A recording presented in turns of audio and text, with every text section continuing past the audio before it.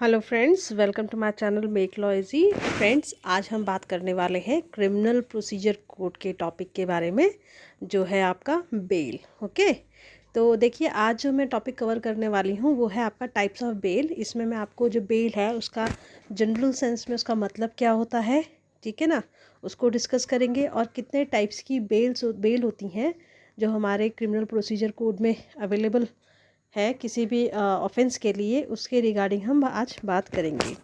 Okay, फिर जो आपका नेक्स्ट टॉपिक होगा ना, उसमें हम जो बेल और बेल बॉन्ड से रिलेटेड जो टॉपिक्स हैं, जो सेक्शंस हैं आपका क्रिमिनल प्रोसीजर कोड में, उनको वन बाय वन करके डिस्कस करेंगे। तो फ्रेंड्स, स्टार्ट करते हैं अपना वीडियो। बट स्टार्ट करने से पहले आप सब लोगों से एक रिक्वेस्ट है कि अगर आपको मेरे वीडियोस पसंद आते हैं और आपको आपकी स्टडीज़ में इनसे हेल्प मिलती है तो प्लीज़ इसको ज़्यादा से ज़्यादा लाइक, सब्सक्राइब एंड शेयर करें। तो चलिए बढ़ते हैं अपने वीडियो की तरफ। टाइप्स ऑफ बेल, ठीक है। टाइप्स ऑफ बेल जो है, इसमें सबसे पहले हम पढ़ेंगे कि मीनिंग क्या होता है आपका बेल का। देखिए, मैं हिंदी और इंग्लिश दोनों में मैं इसको कोशिश करती हूँ बाइलिंगुअली आपको समझाने की, ताकि आपको, जैसे बोलते हैं ना, किसी को लिखने में कुछ प्रॉब्लम हो रही है या विजिबिलिटी में कोई प्रॉब्लम हो रही है तो वो सुन के लिख सकता है, और साथ ही साथ पे अंडरस्टैंडिंग के लिए बाइलिंगुअल होना, जहाँ तक मुझे लगता है, वो सही होता है और उसमें ईजिली किसी को समझ में आ जाता है। तो चलिए अभी हम बात करते हैं मीनिंग बेल की।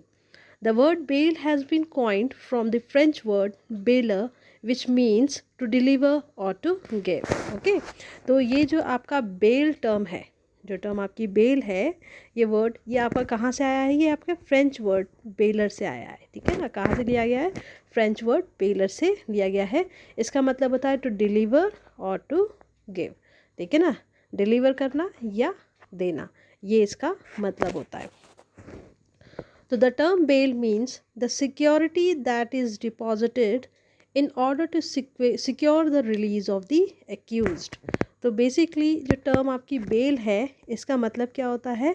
बेल का मतलब होता है वो सिक्योरिटी, ठीक है ना, वो सिक्योरिटी जो कि डिपॉजिट की जाती है, ठीक है ना, डिपॉजिट की जाती है in order to secure the release of accuse. मतलब एक्यूज्ड जो कि गुनहगार है, ठीक है ना, मतलब जो पर्सन एक्यूज्ड है किसी भी ऑफेंस का, है ना, उसकी उसके रिलीज़ को सिक्योर करने के लिए जो सिक्योरिटी डिपॉजिट की जाती है उसे हम बेल कह सकते हैं। देखिए, अभी जनरल सेंस में बता रही हूँ आपकी, ठीक है ना।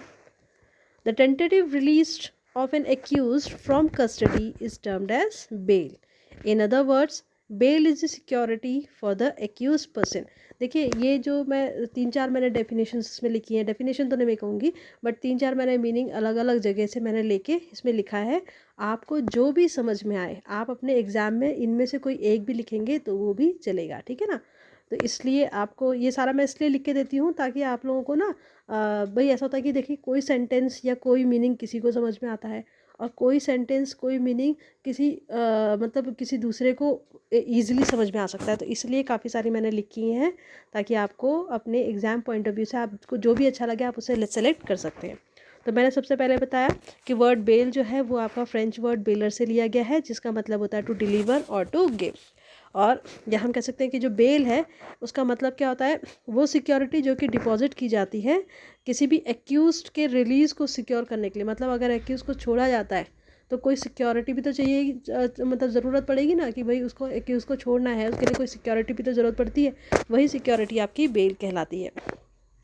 या फिर हम कैसे क्या कह सकते हैं? The tentative release of an accuse from custody is termed as bail. Tentative release of an accuse, देखिए इसका मतलब क्या होता है? टेंटेटिव रिलीज का मतलब होता है कि परमानेंट नहीं रिलीज कर रहे हैं एक्यूज को, मतलब हमेशा के लिए रिलीज नहीं कर रहे हैं, किसी एक पर्टिकुलर टाइम पीरियड के लिए रिलीज किया जाता है, ठीक है ना, कस्टडी से, ठीक है, उस मतलब किसी भी एक्यूज को जो कि कस्टडी में है, फाइन, चाहे वो आपका पुलिस कस्टडी में है चाहे आपका जुडिशियल कस्टडी में है, ठीक है। तो किसी एक्यूज्ड के टेंटेटिव रिलीज को, मतलब टेम्पररी रिलीज को कस्टडी से, ठीक है, पुलिस कस्टडी या जुडिशियल कस्टडी से, उसको भी हम बेल कहते हैं। In other words, bail is security for the accuse person. तो ये भी मैंने आपको बता चुकी हूँ कि बेल जो है एक सिक्योरिटी की तरह काम करती है किसी एक्यूज पर्सन को रिलीज करने के लिए। और bail connotes the process of procuring the release of an accused charged with certain offenses. क्या मतलब हुआ इसका? Bail connotes the process of procuring release of an accused, मतलब बेल जो है इसका ये किसकी तरफ इशारा करता है? बेल जो टर्म है इसका मतलब है किसी एक्यूज पर्सन का, ठीक है ना, जिसको चार्ज किया गया है, मतलब जिसके ऊपर कोई चार्ज लगाया गया है किसी भी ऑफेंस का, ठीक है ना, उसके रिलीज़ को, उसको रिलीज़ करने का जो प्रोसेस होता है उसे आपका बेल कह सकते हैं। by ensuring his future and attendance in the court for trial and compelling him to remain within the jurisdiction of the court। देखिए, तो इसको मैं थोड़ा सा और आपको ढंग से समझाने की कोशिश करती हूँ कि जो बेल है इसका मतलब है किसी भी एक्यूज पर्सन जिसके ऊपर किसी ऑफेंस का चार्ज लगाया गया है उसके रिलीज़ के लिए, ठीक है ना। ये इंश्योर करते हुए, क्या इंश्योर करते हुए कि फ्यूचर में जब भी उसकी कोर्ट में ट्रायल के लिए ज़रूरत पड़ती है तो वो कोर्ट में अपनी अटेंडेंस शो करे, ठीक है ना। और साथ ही साथ में ये जो बेल है ना, ये एक्यूज्ड को इस बात के लिए भी कंपेल करती है, उसको बाउंड करती है कि वो उस कोर्ट के जिसमें उसके रिगार्डिंग केस चल रहा है, जिसमें उसके अगेंस्ट आपका केस चल रहा है, उसके ज्यूरिडिक्शन के अंडर रहे, विदिन ज्यूरिडिक्शन, ठीक है ना। एक बार और बता दूं मैं आपको ताकि आपको थोड़ा सा और समझने में आसानी हो जाए। बेल का मतलब होता है किसी भी पर्सन का जिसको एक्यूज्ड माना गया है, जिसको एक्यूज माना गया है किसी ऑफेंस मतलब किसी ऑफेंस में उसे एक्यूज्ड माना गया, उसके रिलीज़ के प्रोसेस को बेल कहते हैं। और साथ ही साथ में बेल ये भी इंश्योर करती है कि वो पर्सन जो है जब भी उसका ट्रायल के लिए, जब भी उसका कोर्ट में ट्रायल हो तो वो कोर्ट में अपनी प्रेजेंस को शो करे। और साथ ही साथ में ये एक्यूज्ड को, बेल जो है वो एक्यूज्ड को इस बात के लिए भी कंपेल करती है कि वो जिस कोर्ट में उसका केस चल रहा है वहाँ पर वो मतलब उस कोर्ट के ज्यूरिडिक्शन में ही रहे, उससे बाहर ना जाए। ओके, या फिर हम क्या कह सकते हैं, बेल क्या है? It refers to the provisional release of an accused in a criminal case. इसका मतलब क्या है कि ये बेल हम और किसको भी, मतलब बेल के लिए हम और क्या मीनिंग भी कह सकते हैं कि बेल जो है वो रेफ़र करता है किसी भी एक्यूज्ड का, ठीक है ना। क्या रेफ़र करता है? बेल रेफ़र करता है कि किसी भी एक्यूज्ड का के रिलीज़ का, ठीक है ना। और एक्यूज किस में? किसी क्रिमिनल केस में। मतलब मान लीजिए ये एक पर्सन है, ये किसी आपका क्रिमिनल केस के लिए एक्यूज्ड है। क्या है ये? एक्यूज्ड है क्रिमिनल केस के लिए। तो इसका जो प्रोविजनल रिलीज़ होगा ना, इसका जो प्रोविजनल रिलीज़ मतलब टेम्पररी रिलीज़ जो होगा, ठीक है ना, उसको हम बेल कह सकते हैं। और इसका मतलब क्या है? क्योंकि इसे टेम्पररी रिलीज़ किया जा रहा है, इसका मतलब अभी जिस केस के लिए इसको एक्यूज्ड माना गया है, जिस केस के लिए इसे एक्यूज्ड माना गया है, अभी तक उसका जजमेंट जो है वो अनाउंस नहीं हुआ है, मतलब जजमेंट अनाउंस नहीं हुआ है।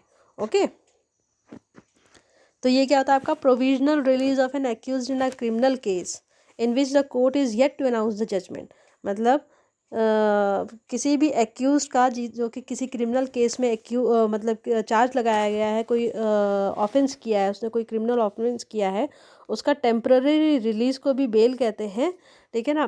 और ऐसे केस में जिसमें अभी जजमेंट नहीं आया है, मतलब कोर्ट ने कोई जजमेंट नहीं दिया है। ओके, तो ये आपका हो गया। अब अगर हम बात करें और क्या मीनिंग हम कह सकते हैं किसका? बेल का। तो bail simply means the short term release of an accuse person awaiting trial for an amount placed for the appearance of the accused. Bail क्या है और क्या मीनिंग हो सकता है बेल का? बेल का सिंपली मतलब होता है short term release of an accuse person, ठीक है ना। मतलब किसी भी एक्यूज पर्सन का शॉर्ट टर्म रिलीज को हम बेल कह सकते हैं। Awaiting trial for an amount placed for the appearance of the court, ठीक है ना। अवेटिंग ट्रायल मतलब अभी जिसका ट्रायल अभी नहीं हुआ है, कोर्ट में ट्रायल नहीं हुआ है और कोई अमाउंट उससे सबमिट कराया गया है, अमाउंट उससे जमा कराया गया है, जमा कराया गया है एज अ बेल अमाउंट ठीक है ना, ताकि वो जो भी फ्यूचर में जो भी जब भी उसकी ज़रूरत पड़े कोर्ट में अपेयर करने के लिए, ट्रायल के लिए, तो वो वहाँ पर प्रेजेंट हो जाए। Bail is a judicial release of an accused who is charged with certain specific offences. तो बेल क्या होता है आपका? जुडिशियल रिलीज होता है किसी भी एक्यूज का, मतलब कोई भी ऐसा एक्यूज जिसमें कोई जिसके ऊपर कोई स्पेसिफिक ऑफेंस का चार्ज लगा हो, ठीक है ना, उसका जुडिशियल रिलीज जो होता है वो आपका बेल कहलाता है। By implying certain restrictions on him, मतलब बेल जब दी जाती है किसी पर्सन को तो ऐसे ही नहीं है कि उसे खुला छोड़ दिया जाएगा बिल्कुल। बेल देने के साथ साथ में उसमें कुछ रेस्ट्रिक्शन भी लगाई जाती हैं। क्या रेस्ट्रिक्शन? कि भाई जब उसे बुलाया जाएगा ट्रायल के लिए तब उसे आना पड़ेगा, है ना, चाहे वो पुलिस स्टेशन है चाहे कोर्ट में, उसे पेश होना पड़ेगा। साथ ही साथ में वो अपनी जो बोलते नहीं है, जो जिस कोर्ट में उसका केस चल रहा है उसके जुरिडिक्शन से बाहर नहीं जा सकता है जब तक केस चलता है। ये तो आपने फिल्म्स वगैरह में भी, या ये आपके जो शोज़ होते हैं, टीवी प्रोग्राम्स वगैरह होते हैं, इसमें भी देखा होगा कि जिस जिस पर्सन को, जो पर्सन बेल में रिलीज़ होता है वो आपका मतलब जैसे उस जगह से बाहर नहीं जा सकता है, मतलब उतने ही एरिया में रह सकता है जो कि उस कोर्ट की जुरिडिक्शन में आता है। Okay, and gripping him to remain within the jurisdiction of the court, मतलब यही मैं आपको बता चुकी हूँ कि बेल जो है, बेल का मतलब क्या है? शॉर्ट टर्म रिलीज़ किसी भी एक्यूज पर्सन का जिसका भी ट्रायल नहीं हुआ है, ठीक है ना। और बेल जो होता है एक तरीके से जुडिशियल रिलीज़ होता है उस पर्सन का जो कि जिसके ऊपर किसी क्रिमिनल ऑफेंस का चार्ज लगाया गया है, और साथ ही साथ में उसको रिलीज़ करने के साथ साथ में उसके ऊपर कुछ रेस्ट्रिक्शंस भी लगाई जाती हैं, ताकि वो क्या रेस्ट्रिक्शंस होती हैं कि जैसे कि उसको जब भी आपको उसकी ज़रूरत पड़ेगी तो उसे बुलाया जाएगा, उसको नोटिस आएगा कोर्ट का, तो उसे कोर्ट में आपका अपनी प्रेजेंस शो करनी पड़ेगी, अपनी अटेंडेंस उसको देनी पड़ेगी। और साथ ही साथ में उसे जो जिस कोर्ट में उसका केस चल रहा है ना, उसके अगेंस्ट केस चल रहा है, और उसके जुरिडिक्शन से बाहर जाने की भी इजाज़त नहीं होगी। तो अब हम बात करते हैं टाइप्स ऑफ बेल। तो ये तो देखिए मैंने कई सारे मतलब आपको बेल के बता दिए हैं, है ना। अब जो प्रॉपर डेफिनेशन है वो मैं आपको नेक्स्ट जो मैं वीडियो लेके आऊँगी उसमें डिस्कस करेंगे।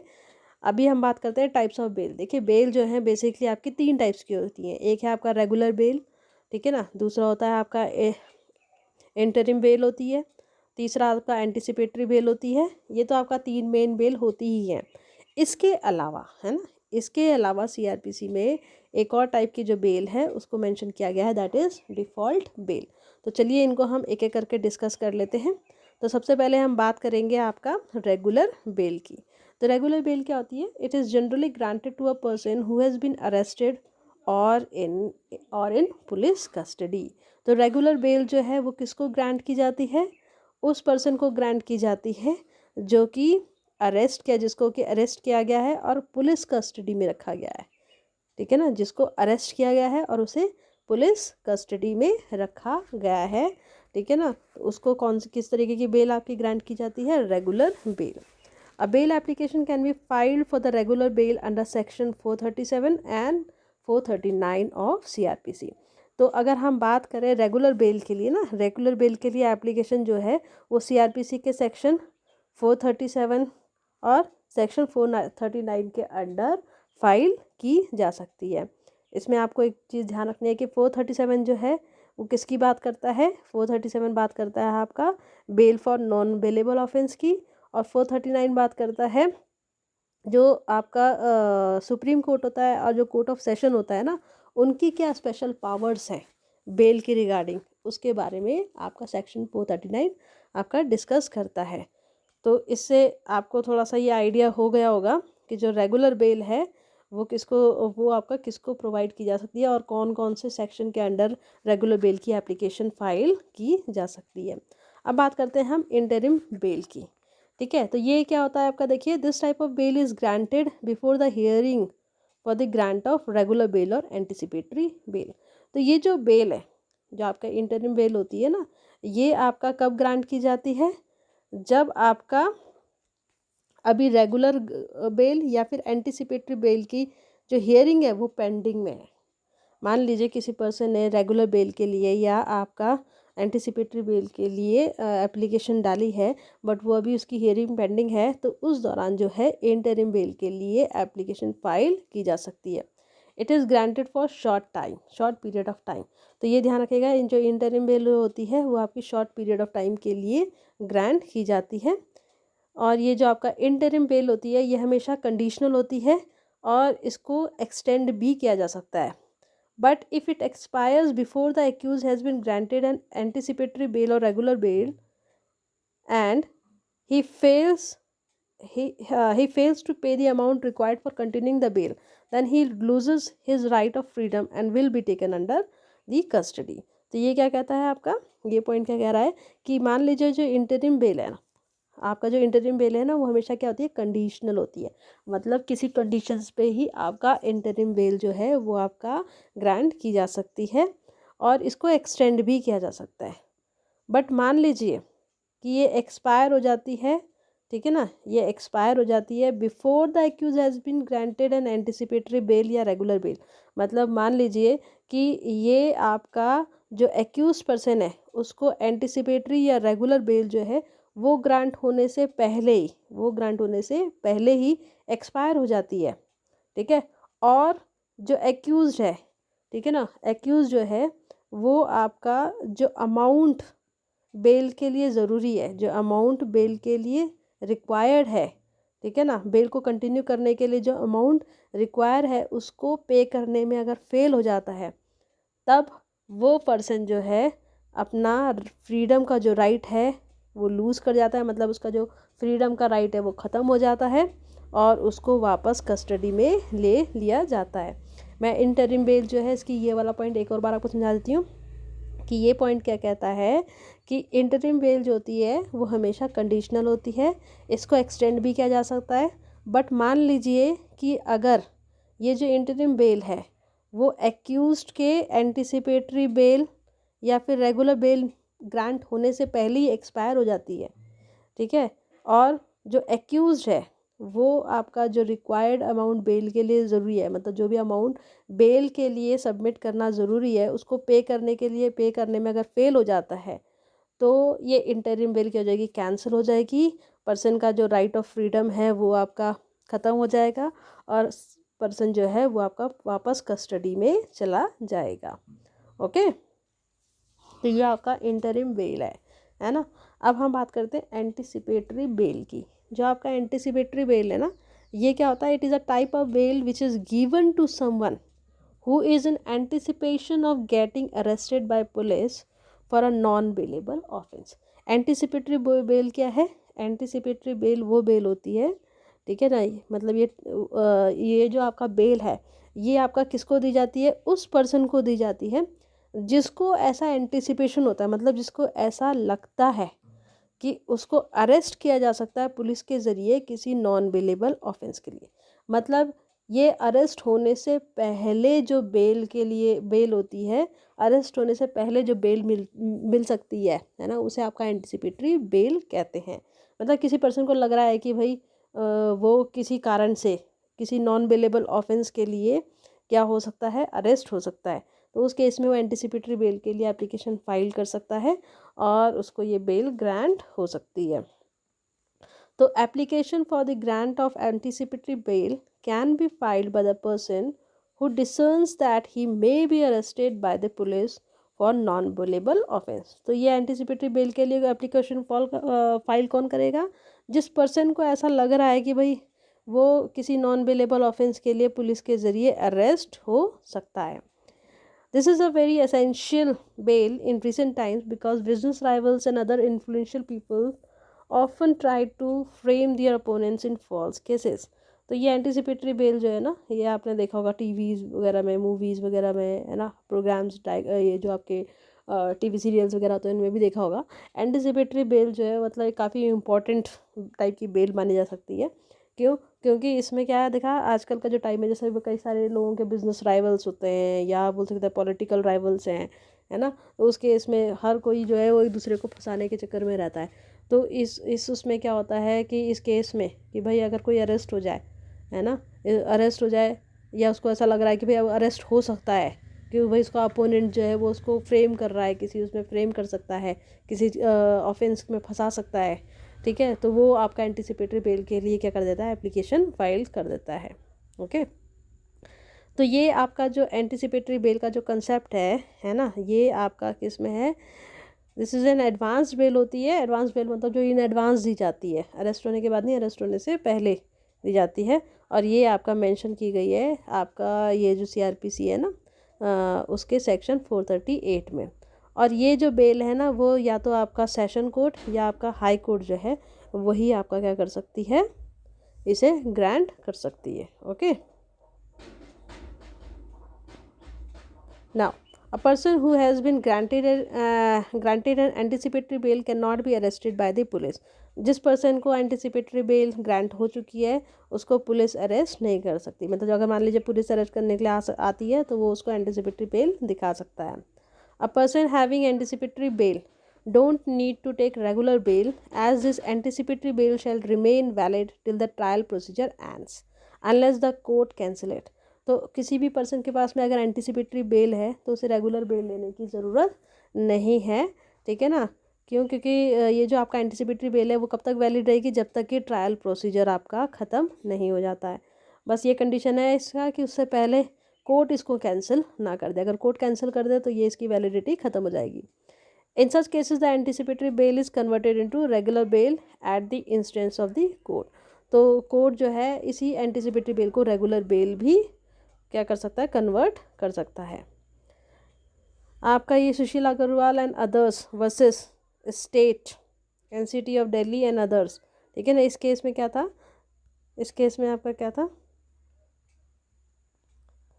हाँ, जो सुप्रीम कोर्ट ऑफ इंडिया था उन्होंने ये क्लैरिफाइड किया था कि जो एंटिसिपेटरी बेल है extends to the end of the trial and is not a fix duration.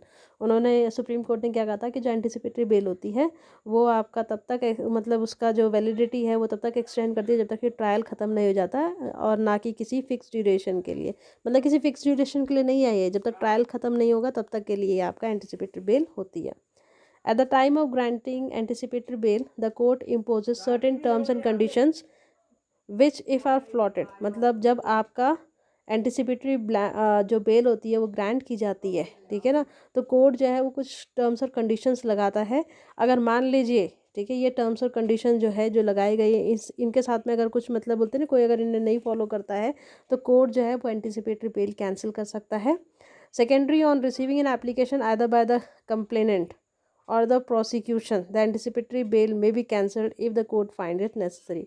तो दूसरा क्या है, देखो, एक तो मान लीजिए कि जो एंटिसिपेटरी बेल कब कैंसिल हो सकती है, जब उसमें जो कंडीशन टर्म्स और कंडीशंस इम्पोज की गई हैं वो आपकी फुलफिल नहीं हो रही हैं, या उसमें कुछ मतलब उसको पूरा करने में जो एक्यूज है, ठीक है ना, वो कोई आपका वो कर रहा है, बोलते नहीं, ढील दे रहा है, तो उस केस में आपका कोर्ट उसे कैंसिल कर सकता है।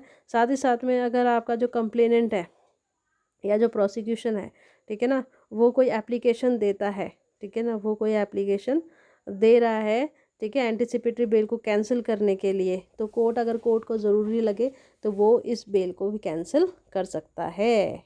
ओके, अब हम पढ़ेंगे इसका डिफ़ॉल्ट बेल का। इससे पहले जो है ना, मैं एक चीज़ करेक्ट करना चाहूँगी कि जो ये आपका लिखा है ना कि रेगुलर ये आपका जो special powers of supreme court and court of session, okay ठीक है, हाँ ये ठीक है।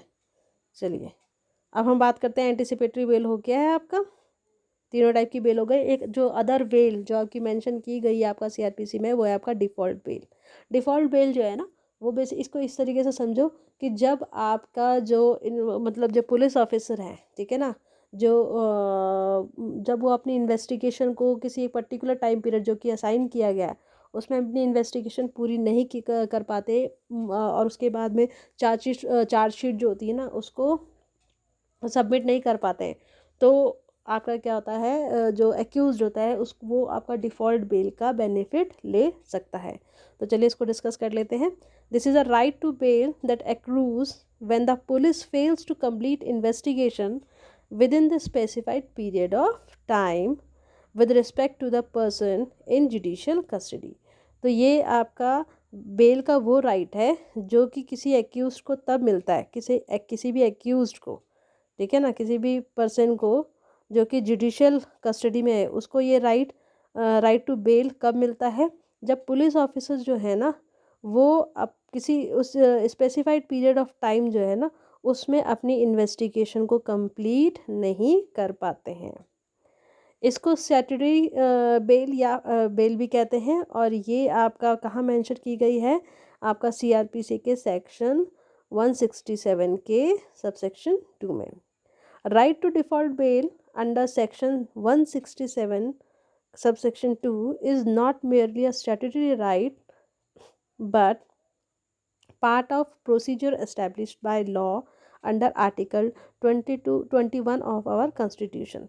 तो ये आपका जो डिफ़ॉल्ट बेल का राइट है ना, ये सिर्फ आपका एक स्टैट्यूटरी राइट नहीं है जो कि आपका सेक्शन 167 के सबसेक्शन 2 में मेंशन किया गया है, पर ये आपका एक तरीके से आपका जो कॉन्स्टिट्यूशन का आर्टिकल 21 है ना, उसमें भी आपका एक तरीके से ये आपका प्रोसीजर एस्टेब्लिश बाय लॉ है।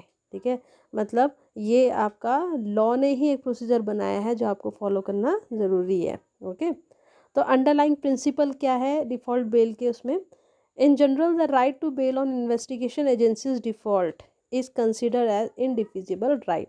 तो बेसिकली अगर हम कहें कि जो राइट टू बेल होता है, ठीक है ना, right to bail right to bail होता है ना इन्वेस्टिगेशन एजेंसी की डिफ़ॉल्ट पे, मतलब वो बेल का राइट जो कि इन्वेस्टिगेशन एजेंसी की डिफ़ॉल्ट के बेस पे मिलता है। ठीक है ना, वो सिर्फ एक इनडिफिजिबल राइट नहीं है, बल्कि ये नहीं, वो एक इनडिफिजिबल राइट होता है किसी भी एक्यूज्ड का। ओके, और ये जो है वो किसी अप्रोप्रिएट टाइम पे ही अवेल होता है। मतलब ये जो पर्सन कस्टडी में है उसको किसी अप्रोप्रिएट टाइम पे ही ये अवेलेबल होगा। जैसे आपने रेगुलर बेल पढ़ी थी ना कि एक पर्सन अरेस्ट हो गया, फिर ये रेगुलर बेल के लिए एप्लीकेशन डाल सकता है, इंटरिम बेल के लिए बता दिया, एंटिसिपेटरी बेल अरेस्ट होने से पहले डाल सकता है। पर ये जो आपका बेल है डिफ़ॉल्ट बेल, इसका जो राइट मिलता है ना, ये तभी मिलेगा जब इन्वेस्टिगेशन एजेंसी आपका अपनी इन्वेस्टिगेशन में डिफ़ॉल्ट करते हैं, मतलब एक प्रिस्क्राइब टाइम पीरियड में अपनी रिपोर्ट सबमिट नहीं कर पाते। तो डिफ़ॉल्ट बेल होता है वो एक राइट है regardless of the nature of the crime. मतलब ये एक राइट है, डिफ़ॉल्ट बेल जो है वो एक राइट है इस regardless of nature of the crime, मतलब इसमें क्राइम का जो नेचर है उसके ऊपर डिपेंड नहीं करता है, ये किसी भी तरीके का क्राइम है ना। ये डिफ़ॉल्ट बेल जो है वो एक्यूज जो पर्सन कस्टडी में है उसको एक राइट की तरह अवेलेबल होता है। The stipulated period within which the chargesheet has to be filed begins from the day the accused is remanded for the first time.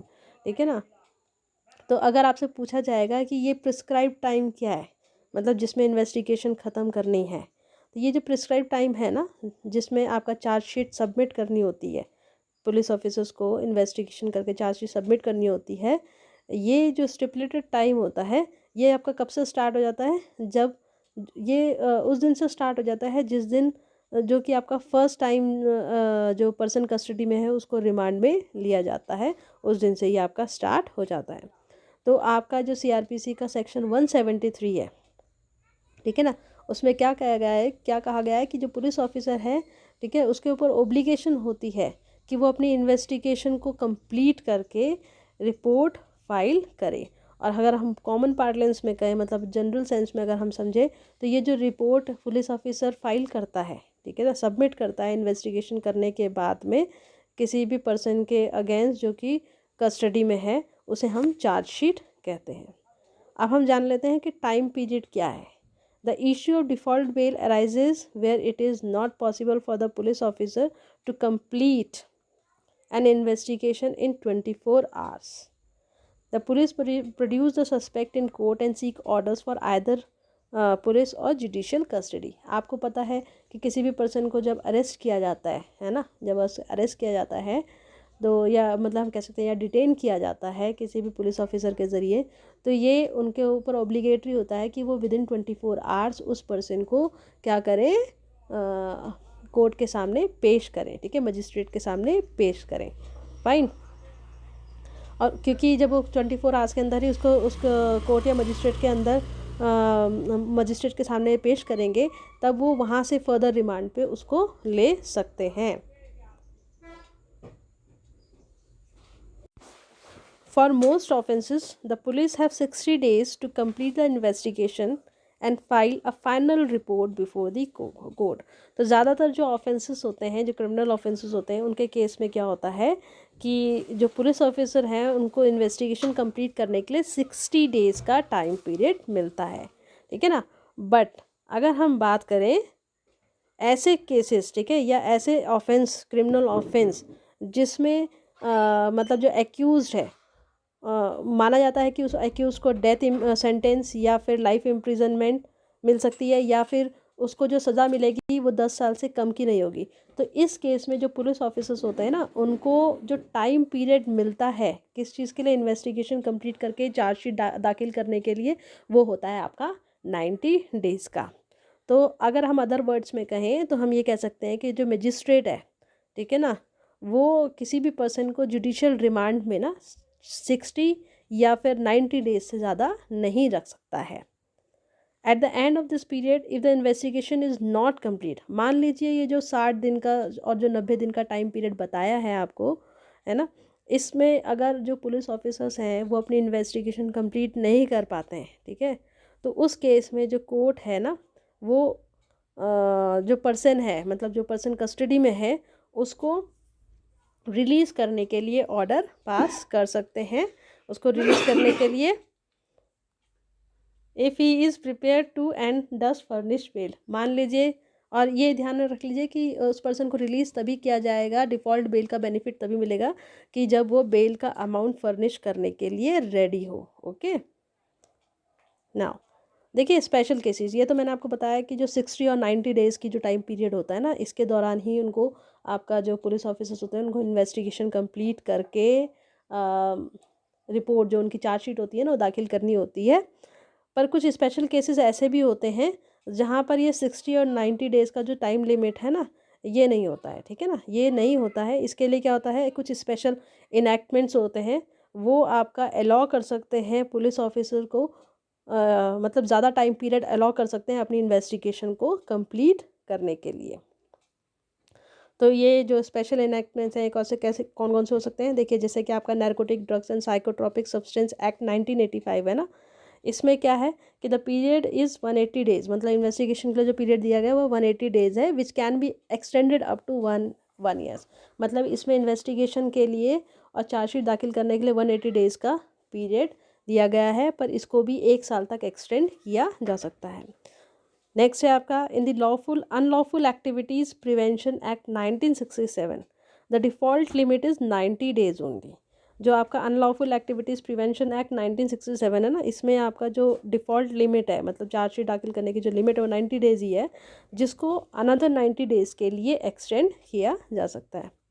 The extension can be granted only on a report by public prosecutor indicating the progress made in the investigation.